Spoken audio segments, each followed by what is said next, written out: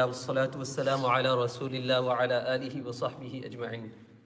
اللهم انفعنا بما علمتنا وعلمنا ما ينفعنا وزدنا علما يا رب العالمين.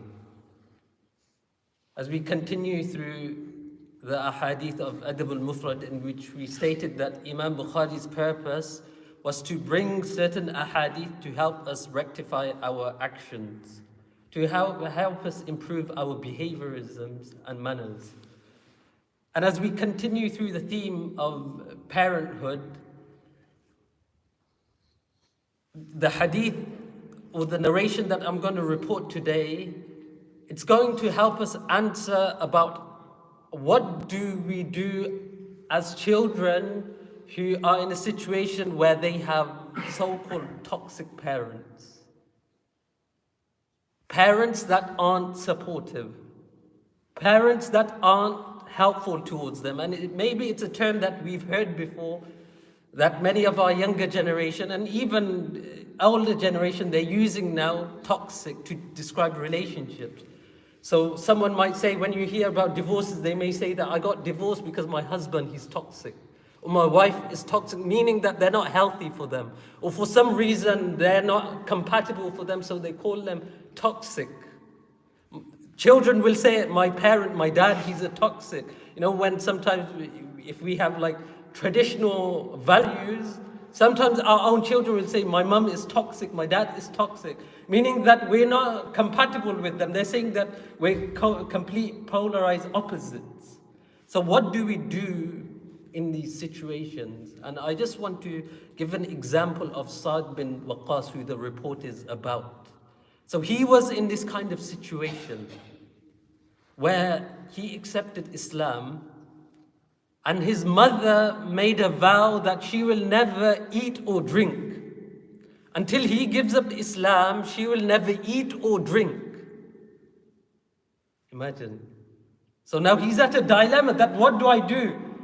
And she even, to the extent that she quoted the Quran, she said, doesn't your Allah and your Quran say, وَوَصَّيْنَا الْإِنسَانَ بِوَالِدَيْهِ حُسْنًا? Imagine. This is a kafira saying to her son, doesn't Allah say this?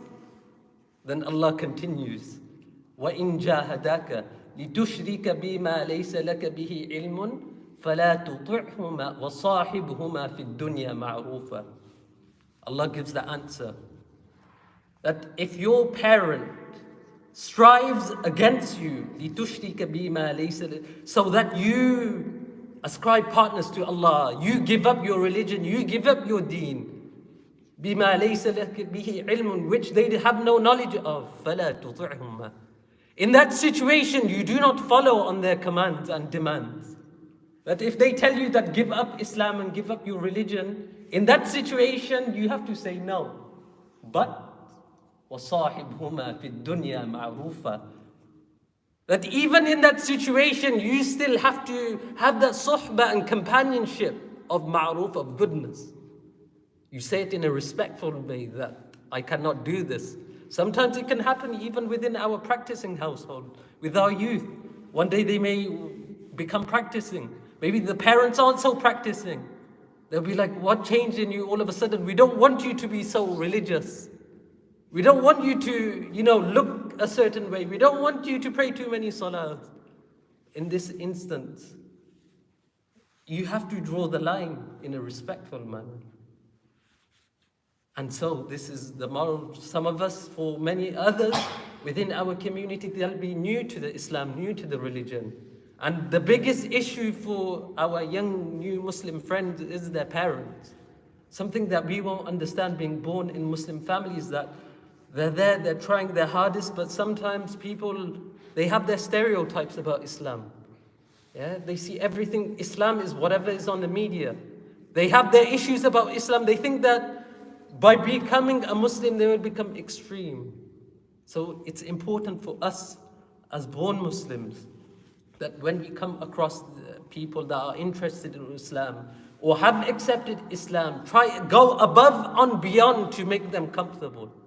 Above and beyond to bring them into our friend circle, family circles, because otherwise their lives are alone. Imagine they're trying so hard. Within their rooms, they're hiding to pray. They're hiding in the month of Ramadan. They don't have anyone to break fast with. It's very difficult, and sometimes they can become very despondent. So it's our duty actually to make them feel comfortable. If we come across any brothers, take them to our home, feed them, make them feel like their own family, their own brothers. They're from within us. May Allah subhanahu wa ta'ala give us the true understanding to create this unity from amongst us, and to give us the ability to support first and foremost our own Muslim brothers, one another, each other, وَتَعَاوَنُوا عَلَى الْبِرِّ وَالتَّقْوَى, and thereafter support our new Muslim brothers that have and sisters that have accepted Islam and that have gone through so lengths upon length to accept this religion. So much sacrifice they've gone through. May Allah subhanahu wa ta'ala unite all of us. Ameen. Subhana rabbika rabbil izzati amma yasifun. Wa salamun ala al-mursaleen. Walhamdulillahi rabbil alameen.